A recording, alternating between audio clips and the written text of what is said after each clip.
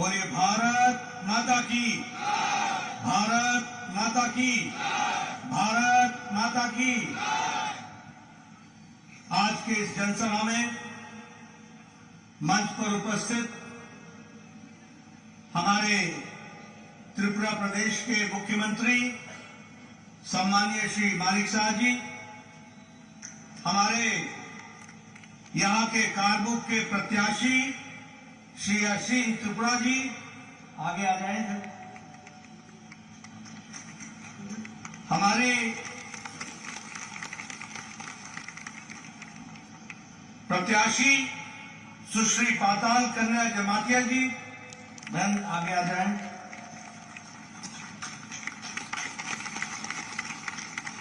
श्री रंजीत दास जी, प्रत्याशी एवं वर्तमान में विधायक।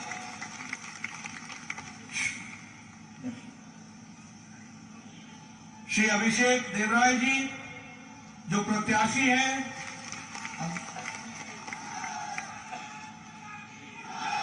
हमारे नॉर्थ ईस्ट के कोऑर्डिनेटर और राष्ट्रीय प्रवक्ता श्री संबित पात्रा जी,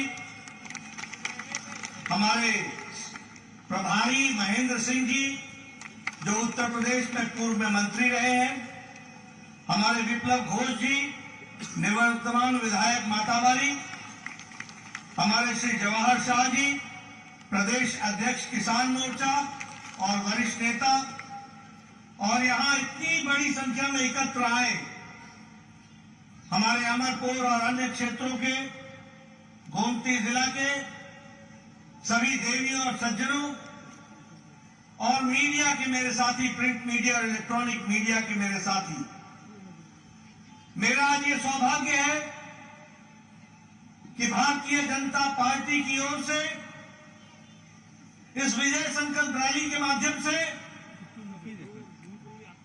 हमारे चुनाव प्रचार का प्रारंभ करने का सौभाग्य मुझे मिला है।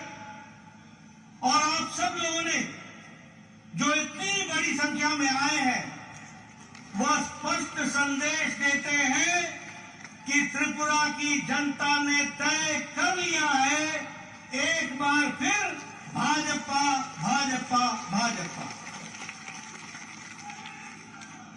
मित्रों, मैं जब यहां पर आया हूं तो मंगल चंडी मंदिर को प्रणाम करता हूं।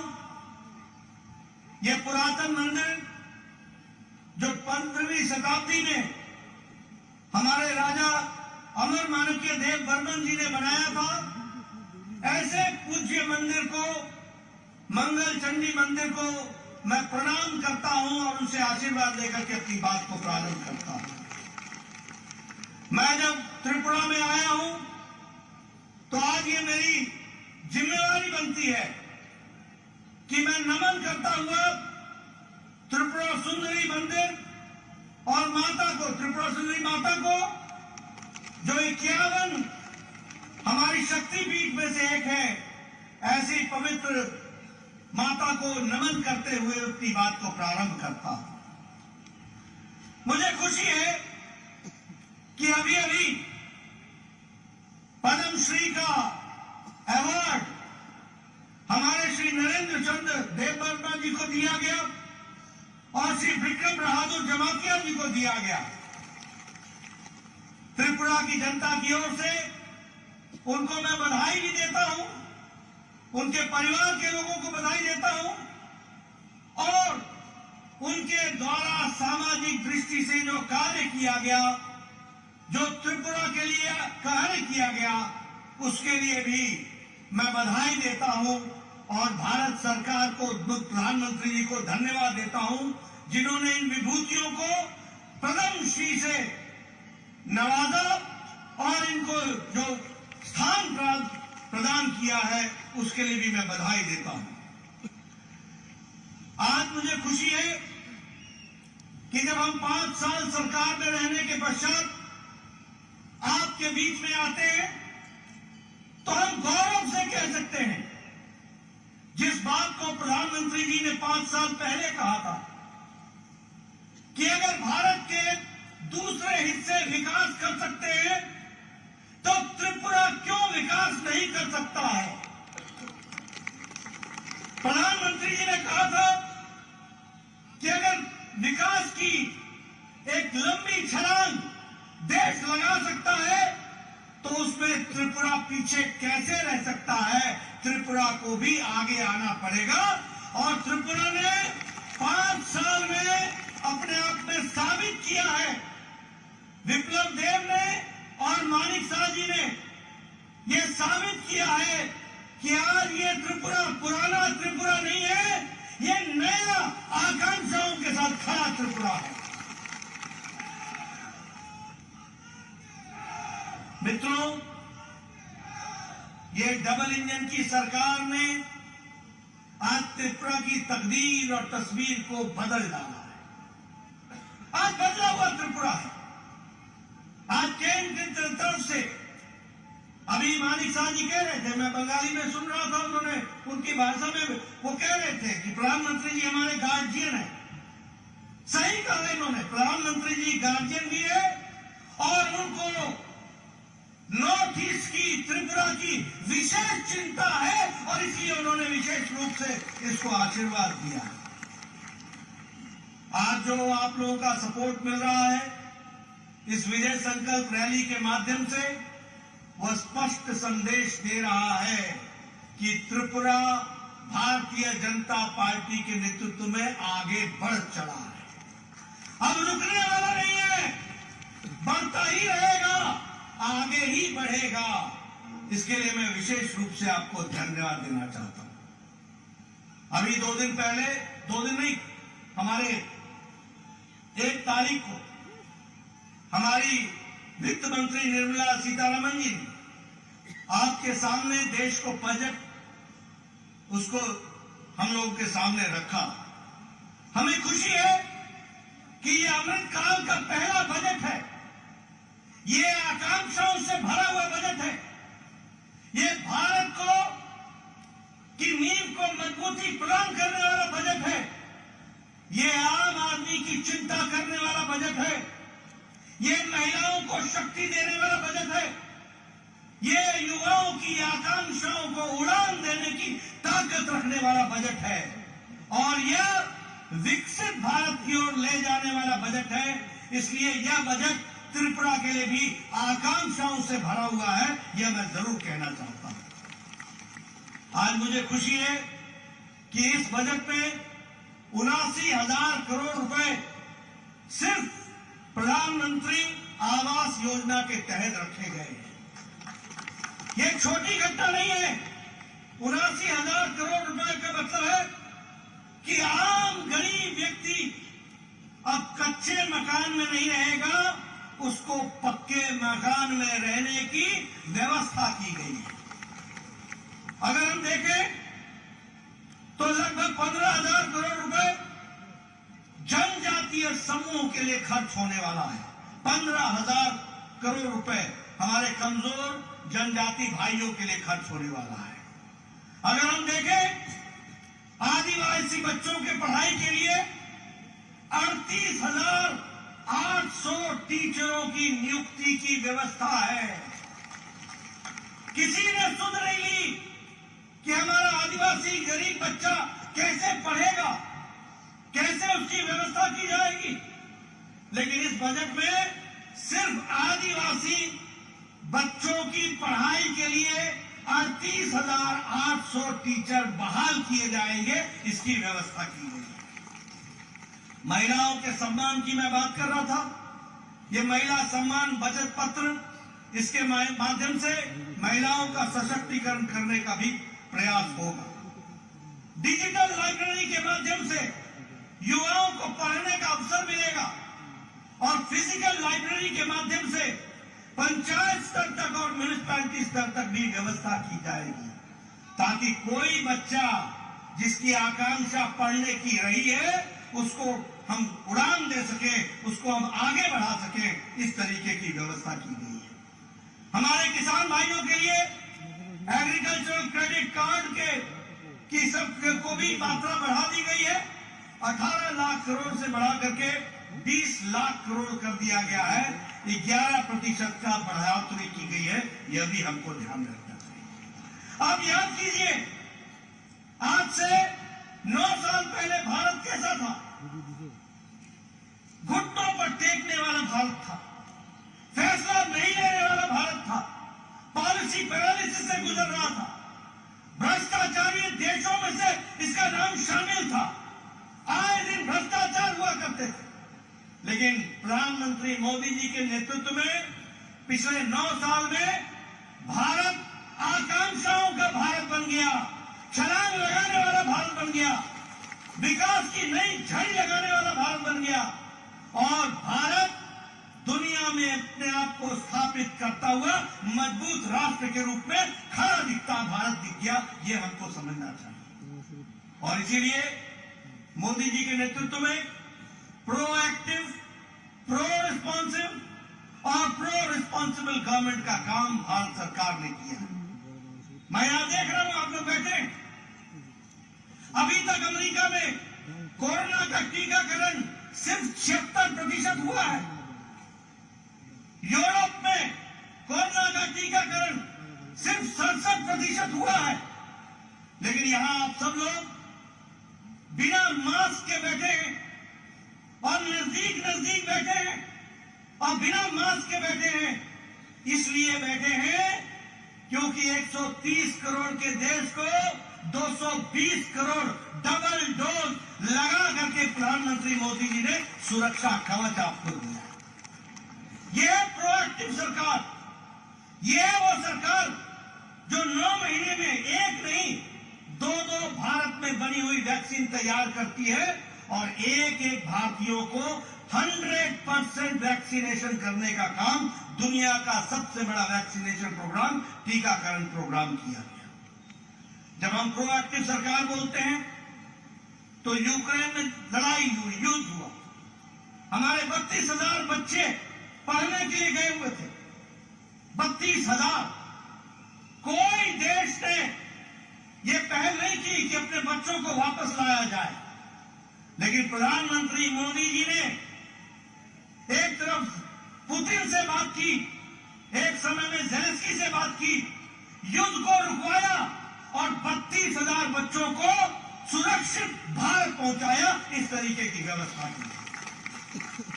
इसलिए मित्रों, आज ये प्रोएक्टिव सरकार है, लोगों के प्रति समर्पित सरकार है और मुझे खुशी है। एक समय में प्रधानमंत्री स्वर्गीय राजीव गांधी कहते थे कि मैं 1 रुपया भेजता हूं और 85 पैसे पता नहीं किस हाथ में पंजे में फंस जाते थे, पता नहीं कहां चले जाते थे। आज प्रधानमंत्री मोदी जी ने 300 से ज्यादा स्कीमों का पैसा भारत के खजाने से सीधे आपके खाते में डालने का काम किया है। 300 से ज्यादा स्कीमों का। और आपको जानकर के आश्चर्य होगा कि 25 लाख करोड़ रुपए आपके खाते में ट्रांसफर हो चुका है। 25 लाख करोड़। यह बदलता भारत, यह बढ़ता भारत। आज मैं यहां पर आया हूं, आप लोगों को अंग्रेजों का जमाना याद होगा, 200 साल हमारे ऊपर राज किया। लेकिन आपको जानकर आज खुशी होगी कि मोदी जी के नेतृत्व में जो भारत 10वें नंबर की अर्थव्यवस्था थी, वह अब ब्रिटानिया को, ब्रिटिश को, अंग्रेजों को पछाड़ कर 5वें नंबर की अर्थव्यवस्था बन गई है। यह भी हमको याद रखना चाहिए। ऑटोमोबाइल की इंडस्ट्री में भारत 3रे नंबर पर खड़ा है, जापान को पछाड़ करके भारत ऑटोमोबाइल में खड़ा है। आपने सुना होगा, अगर गाड़ियों की बात होती थी तो जापानी गाड़ी की बात होती थी, टैक्सन टोयोटा की बात होती थी। आज भारत में गाड़ियां बनने में जापान को पछाड़ करके हम 3रे नंबर पर खड़े होते हैं और हमारे आगे चाइना और अमेरिका है, बाकी उसके बाद भारत खड़ा। अगर मैं बात करूं स्टील में, इस्पात में, तो भारत 4थे नंबर से छलांग लगा करके 2रे नंबर पर खड़ा हो गया। अगर हम बात करें दवाइयों में, तो गरीब की फार्मेसी भारत बन गई है दुनिया के लिए सबसे कारगर दवाई और सबसे सस्ती दवाई भारत दुनिया को दे रहा है। यह परिस्थिति आकर के खड़ी हुई है। इसलिए मित्रों, विकास की दृष्टि से एक नया आयाम लिखने का काम हुआ है। हमारे गांव के लोग यहां बैठे हैं। मैं आ जा रहा था, मैं देख रहा था कि गांव कितने दूर दराज के इलाके में है, लेकिन आपको जानकर खुशी होगी कि 2014 में प्रधानमंत्री ग्रामीण सड़क 3,81,000 किलोमीटर था और आज प्रधानमंत्री मोदी जी के नेतृत्व में 7 लाख किलोमीटर ग्रामीण सड़क बन गई है।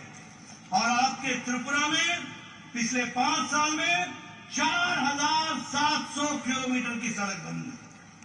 ये बदलता भारत, ये बदलता देश, इसको भी हमको समझने की आवश्यकता है। मैं यहां यह भी बताना चाहूंगा कि हमारे ट्राइबल भाइयों के लिए विकास की नई योजनाएं बनाई गई। 36,000 गांव जो ट्राइबल से बहुतायत में है, उनके विकास के लिए प्रधानमंत्री आदि आदर्श ग्राम योजना का योजना बना गई। 400 एकलव्य विद्यालय बनाए हैं, 400 एकलव्य विद्यालय, ताकि हमारे जनजातीय क्षेत्र के बच्चों की पढ़ाई की व्यवस्था हो सके। उसी तरीके से 3,000 से ज्यादा वनधन केंद्र के माध्यम से नए लाइवलीहुड, उनके जीवन के यापन की व्यवस्था की जा रही है। और सबसे बड़ी बात, जनजातियों के लिए गौरव का विषय है कि आज भारत के प्रथम नागरिक के रूप में महिला राष्ट्रपति महामहिम द्रौपदी मुर्मू आज भारत की राष्ट्रपति के रूप में विराजमान है। 70 साल में कभी किसी ने आदिवासी की चिंता नहीं की। आज मुझे खुशी है कि लगभग 8 मंत्री केंद्र में जनजातीय हैं। मुझे खुशी है कि हमारे मुख्यमंत्री जनजातीय रहे हैं। मुझे खुशी है कि 5 हमारे एनडीए के उसमें विभिन्न पदों पर हमारे जनजातीय मंत्री। और अगर हम ट्राइबल कम्युनिटी की बात करें तो बजट को जनजातीय क्षेत्र में 4 गुना बढ़ा दिया गया है, 4 गुना बढ़ा दिया गया। मुझे खुशी है कि आपके यहां का स्कॉलरशिप बच्चों के लिए डबल कर दिया गया है, दुगना कर दिया गया है। मित्रों, ये इसका फायदा आपके बच्चों को मिलने वाला है और आपके माध्यम से, उनके बच्चों के माध्यम से भविष्य उज्जवल होने वाला है। यानी प्रधानमंत्री मोदी जी ने आज की चिंता नहीं की है, आज के साथ साथ आने वाले भविष्य की भी चिंता की है। इस बात को भी हमको याद रखना है। मित्रों, आज बदलता भारत है, बदलता त्रिपुरा है। जब मैं ये कहता हूं तो आप बताइए, बहनें मेरे को बताएंगी, आपको गैस का कनेक्शन मिला है कि नहीं मिला है? मिला है कि नहीं मिला है? बहनें बताइए, गैस का कनेक्शन मिला है कि नहीं मिला है? लगभग 11 करोड़ गैस का कनेक्शन दिया गया है। त्रिपुरा में 2,70,000 गैस का कनेक्शन दिया गया है और अमरपुर में 7,723 गैस का कनेक्शन दिया गया। अब मैं गांव से आता हूं, मैं पहाड़ी इलाके से आता हूं, मैं बताना चाहूंगा, आपको याद होगा कि नहीं होगा, लेकिन मुझे याद है, हमारी माताएं बहनें सुबह 5 बजे उठती थी, जंगलों में जाती थी, लकड़ी काट के लाती थी, फिर लकड़ी से चूल्हा जलाती थी, 200 सिगरेट के बराबर का धुआं अपने फेफड़ों में लेती थी, फूंक फूंक करके लकड़ी का चूल्हा जलाया जाता था। मैं सही बोल रहा हूं कि गलत बोल रहा हूं? सही बोल रहा हूं? होता था कि नहीं होता था? आजकल बहनें टक से लाइटर जलाती हैं, 5 मिनट में चाय, आधे घंटे में भोजन, पतिदेव को खुश कर देती है और परिवार को आगे बढ़ाती है। फर्क पड़ा है कि नहीं पड़ा है? उसी तरीके से प्रधानमंत्री आवास योजना में, मैं प्रधानमंत्री आवास योजना की चर्चा कर रहा था, मानिक साहब से जिसे कर रहा था। मैं 1993 में 1993 में पहली बार विधायक बना था, तो मेरे को मेरा ब्लॉक डेवलपमेंट ऑफिसर आके बोलता था कि इंदिरा आवास योजना में 2 पंचायतों में 1 घर मिला है, 2 पंचायतों में 1 घर इंदिरा आवास योजना में, बताइए किसको देना है? और मैं तकलीफ में पड़ जाता था कि इतने लोगों को देने की आवश्यकता है, 1 घर को मैं कैसे दूंगा, किस गरीब को दूंगा, कैसे बांटूंगा? आज मुझे खुशी है कि हमारे प्रधानमंत्री नरेंद्र मोदी जी हैं, जिन्होंने कहा है कोई गरीब कच्चे मकान में नहीं सोएगा, पक्के मकान में व्यवस्था की जाएगी।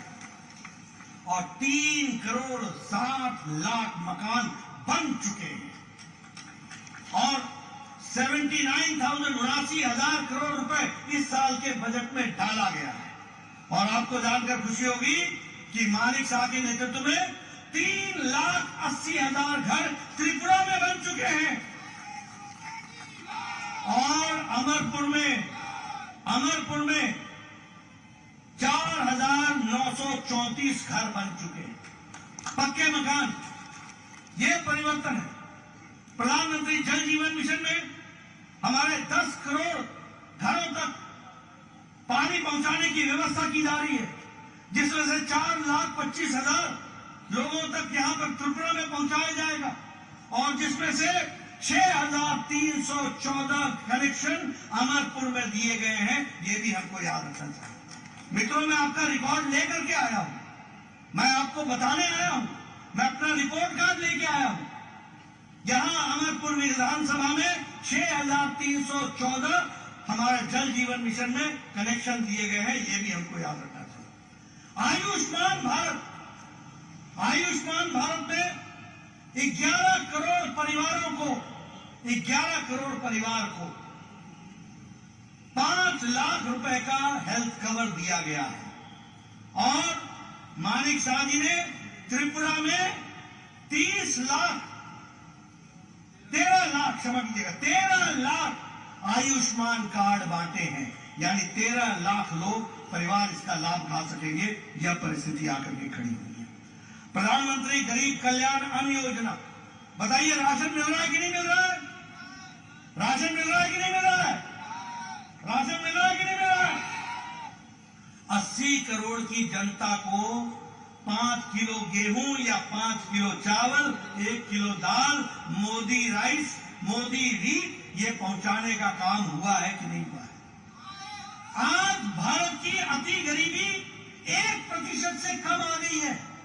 यह भारत खड़ा हुआ है। हमको इसको समझना पड़ेगा कि किस तरीके से विकास के काम चल रहे हैं। और अगर मैं बात करूं स्वच्छ भारत की, तो लगभग 4,50,000 इज्जत घर त्रिपुरा में बनाए गए हैं। 4,50,000 ये बदलता। और सबसे बड़ी बात 5 साल पहले यहां खून खराबा, यहां बम, यहां स्ट्राइक, यहां इंसर्जेंसी, बताइए थी कि नहीं थी? टेररिज्म था कि नहीं था? गोलियां चलती थी कि नहीं चलती थी? लॉ एंड ऑर्डर समाप्त था कि नहीं था? आपको जानकर खुशी होगी कि नेशनल लिबरेशन फ्रंट त्रिपुरा के साथ बाकायदा भारत सरकार के समझौते के माध्यम से एक एग्रीमेंट हुआ, जिसमें 88 इंसर्जेंट्स ने, उनके कानून ने सरेंडर किया और 44 वेपन्स वो भी सरेंडर किए गए। और आज त्रिपुरा शांतिमय त्रिपुरा हो गया, विकास युक्त त्रिपुरा हो गया। ये भी हमको याद रखना चाहिए।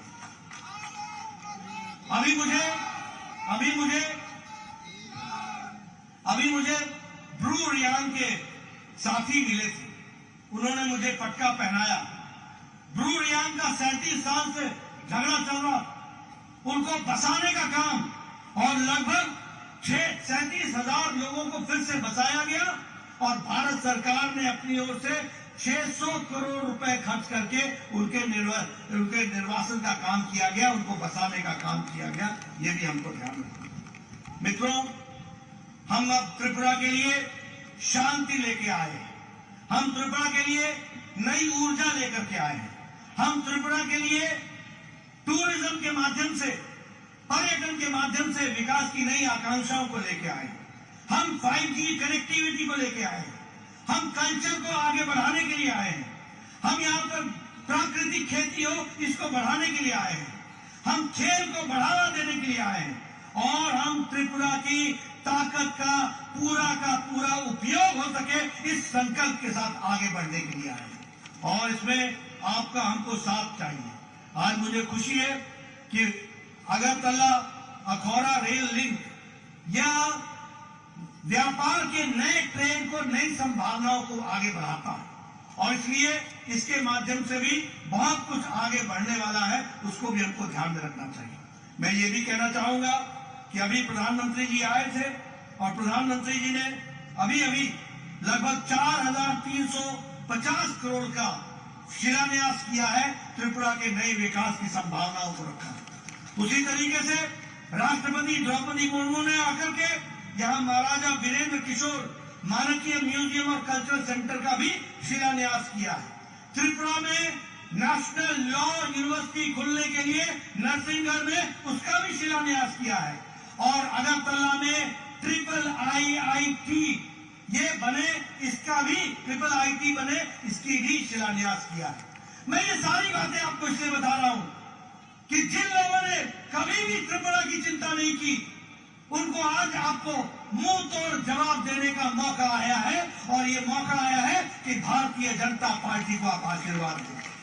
और इसीलिए विकास की दृष्टि से त्रिपुरा की सरकार ने बहुत बड़ा काम किया। सोशल पेंशन बढ़ाई, हमारे 1,000 पेंशन से 2,000 कर दी, 33% रिजर्वेशन महिलाओं को दे दिया, विकास के नए आयाम लिखे गए, लॉ एंड ऑर्डर को कंट्रोल किया गया और लगभग 1,20,000 हमारे वनवासी भाई जो वनों में रहते थे उनको पटा देकर उनकी जमीन का हक दिलाने का काम त्रिपुरा की सरकार ने किया। ये भी हमको याद रखना चाहिए। मैं आपका ज्यादा समय नहीं लेना चाहता हूं, आप बहुत देर से आए हुए, लेकिन मैं आपको बताना चाहता हूं सबसे पहली बात कि जो हमारे विरुद्ध में लड़ रहे हैं ये कौन लोग हैं? ये गठबंधन काहे का गठबंधन है? ये गठबंधन उनके अस्तित्व को बचाने का गठबंधन है। राइट और left all together, 2 in 1, 2 in 1, right और लेफ्ट ऑल इन 1, 2 in 1। ये किस लिए है? अपने अस्तित्व को बचाने के लिए। और हम किस लिए लड़ रहे हैं? हम लड़ रहे हैं त्रिपुरा को दुनिया में, देश में आगे बढ़ाने के लिए लड़ रहे हैं। इस बात को हमको समझना है। हमारी लड़ाई त्रिपुरा के युवाओं को, आकांक्षाओं को उड़ान देने की है। हमारी लड़ाई महिलाओं को सम्मान देने की है। हमारी लड़ाई विकसित त्रिपुरा को लाने की है। हमारी लड़ाई व्यापार को बढ़ाने की है। हमारी लड़ाई पर्यटन को बढ़ाने की है। हमारी लड़ाई देश का पर्यटन का लक्ष्य बने तो त्रिपुरा बने और उसका गंतव्य बने तो त्रिपुरा बने, इस बात की लड़ाई है। और वो लड़ाई लड़ रहे हैं अपने अस्तित्व की। बताइए किसको आशीर्वाद मिलना चाहिए? आप बताइए, 5 साल पहले पॉलिटिकल मर्डर होते थे कि नहीं होते थे? होते थे कि नहीं होते थे? घरों में घुसकर ये लाल क्रांति करने वाले लोग घरों में घुसकर अपने राजनीतिक प्रतिद्वंदियों की जीवन लीला समाप्त करते थे कि नहीं करते थे? पुलिस मूक दर्शक रहती थी कि नहीं रहती थी? पुलिस कुछ नहीं करती थी।